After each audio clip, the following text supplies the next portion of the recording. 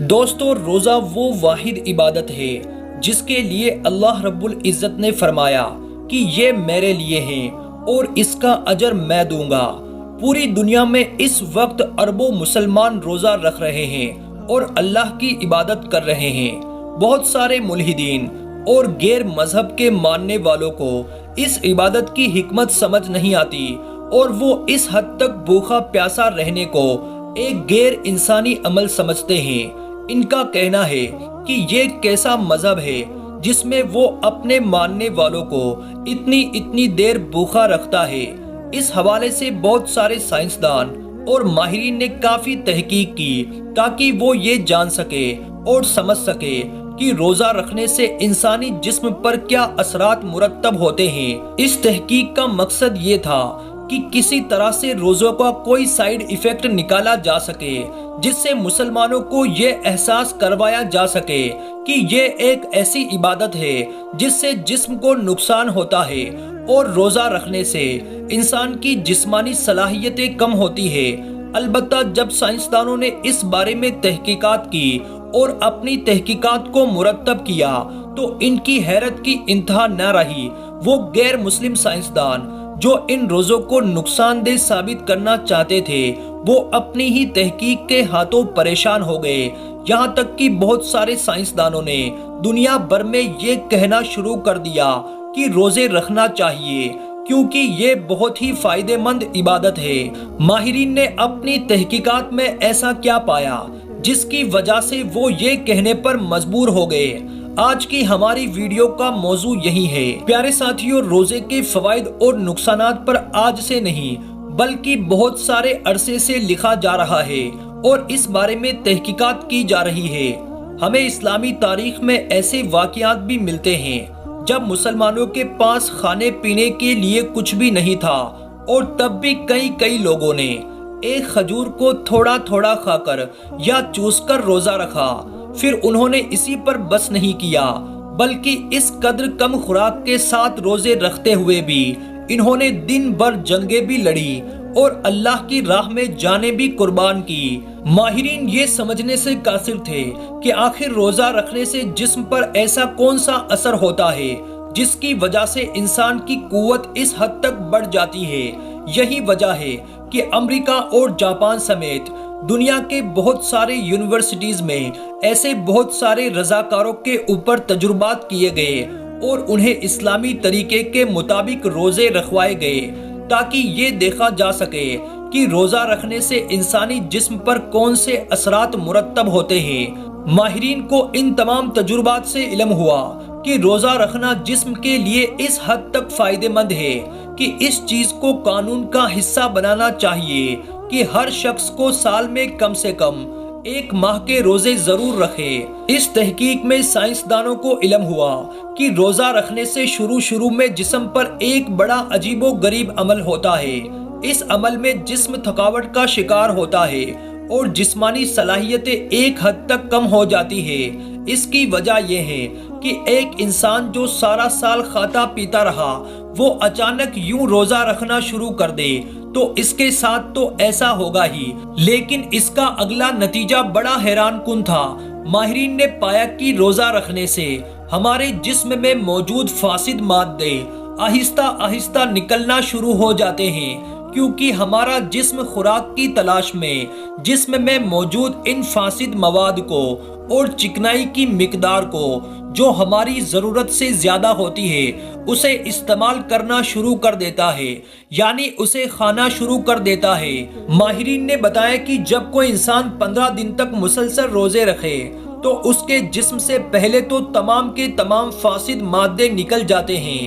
اور اس کے جسم کے تمام تر زہریلے کیمیکلز بھی ختم ہو جاتے ہیں۔ اس کے ساتھ ساتھ جسم میں موجود چکنائی جو موٹا کرتی ہے اور اس کے مسلز کو کمزور کرتی ہے وہ بھی جسم استعمال کر لیتا ہے، یعنی کھا جاتا ہے۔ اس کے بعد بھی اگر روزے رکھنا جاری رکھا جائے تو ہمارے مسلز اپنے آپ کو ری ارینج کرنے لگتے ہیں اور ہمارے مسلز میں موجود زہریلا مادہ بھی خارج ہونا شروع ہو جاتا ہے، یہاں تک کہ ہمارے جسم میں کوئی ایسا نقصان دہ سیلز یعنی بیکٹیریا موجود ہو جو ہمارے جسم کو کسی بھی طرح سے نقصان پہنچاتا ہو وہ بھی روزہ رکھنے سے ختم ہو جاتا ہے۔ یہی وجہ ہے کہ ہمارے جسم کا میٹابولزم خوراک کی تلاش میں بہت تیز ہو جاتا ہے، اور روزہ رکھنے سے میٹابولزم کو پورے جسم کی اچھی طرح سے تلاشی لینے کی مہلت مل جاتی ہے۔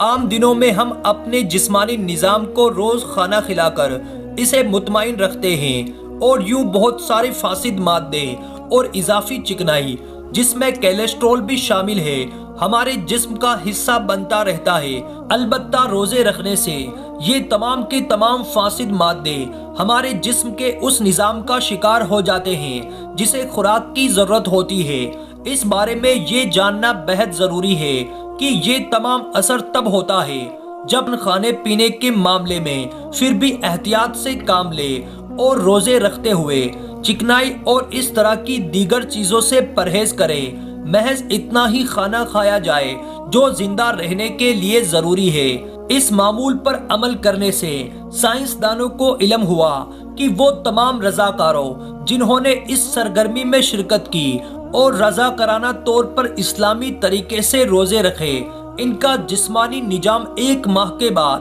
نہایت ہی بہترین حالت میں تھا۔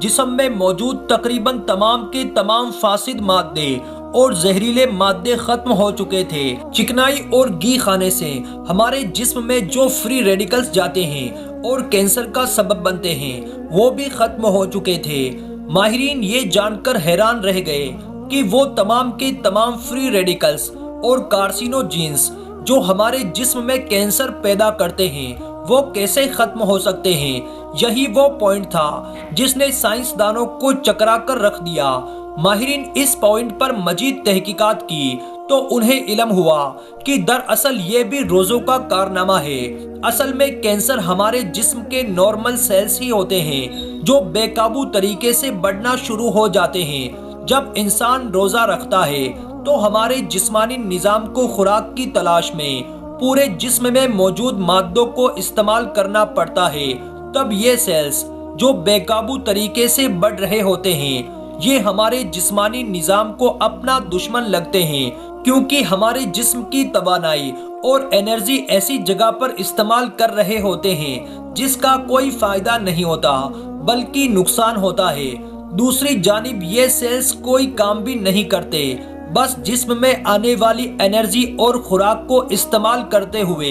اپنی تعداد بڑھاتے رہتے ہیں۔ روزہ رکھنے سے کیونکہ جسم کا نظام بہت زیادہ ایکٹیو ہو جاتا ہے تو ایسے سیلز کو بڑی آسانی سے شناخت کر لیتا ہے، اور ہمارا جسمانی نظام کینسر کے ایسے سیلز جو محض تقسیم در تقسیم ہو رہے ہوتے ہیں اور جسمانی نظام میں کوئی خاص کردار ادا نہیں کرتے، ان کے خلاف اعلان جنگ کر دیتا ہے، یعنی انہیں ختم کرنے لگ جاتا ہے۔ ہمارا جسمانی نظام کینسر کے ایسے سیلز کو خوراک کی فراہم کم سے کم کرنے کی کوشش کرتا ہے، اور آپ جانتے ہیں کہ جب خلیوں کو کھانے کے لیے کچھ نہ ملے تو وہ اپنے آپ موت کا شکار ہو جاتے ہیں۔ ناظرین، یہ تحقیق ماہرین کے لیے بہت عجیب و غریب تھی کہ کیسے محض روزے رکھنے سے کینسر کا دباؤ کم کیا جا سکتا ہے، اور جسے کینسر نہ ہو اس کا کینسر کا امکان تقریباً ختم ہو جاتا ہے۔ یہی وجہ ہے کہ ان ماہرین نے اپنی تحقیقات میں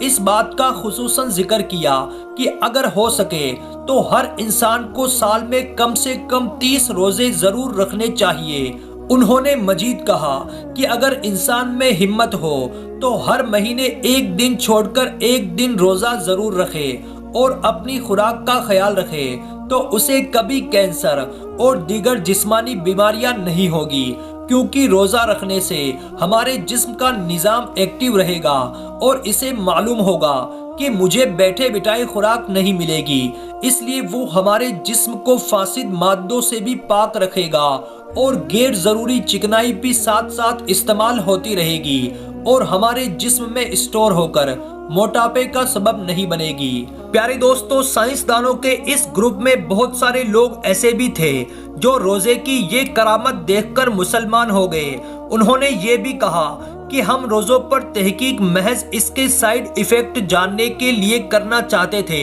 لیکن ہمیں اس کا کوئی سائیڈ ایفیکٹ نہیں ملا، اس سے ظاہر ہوتا ہے کہ روزہ رکھنا کس قدر خوبصورت عبادت ہے۔ اللہ رب العزت نے اس کا اجر بھی اتنا بڑا رکھا ہے کیونکہ ہم اللہ رب العزت کی رضا اور خوشنودی کے لیے اپنے جسم کو بھوکا رکھتے ہیں اور اپنے نفس کو طرح طرح کے کھانوں سے محفوظ رکھتے ہیں اور گناہوں سے بچاتے ہیں۔ اس کے ساتھ ساتھ یہ محض اللہ کی خوشنودی اور رضا کا ذریعہ ہی نہیں بلکہ ہمارے جسم کے لیے بھی نعمت بن جاتا ہے، اور ہمارے جسم میں پلنے والے وہ فاسد اور زہریلے مادے جو زندگی کی کسی نہ کسی سٹیج پر ہمارے لیے بہت خطرناک ثابت ہو سکتے تھے، وہ ہمارے جسم سے خارج ہو جاتے ہیں۔ تو دوستو، یہ تھی آج کی ویڈیو، اسے اپنے تمام دوستوں کو شیئر ضرور کریں، ویڈیو کو لائک کرنا بالکل بھی نہ بھولیں تاکہ یہ ویڈیو اور لوگوں تک بھی پہنچ سکے۔ ہم ملتے ہیں ایک اور نئی ویڈیو میں، تب تک کے لیے اللہ حافظ۔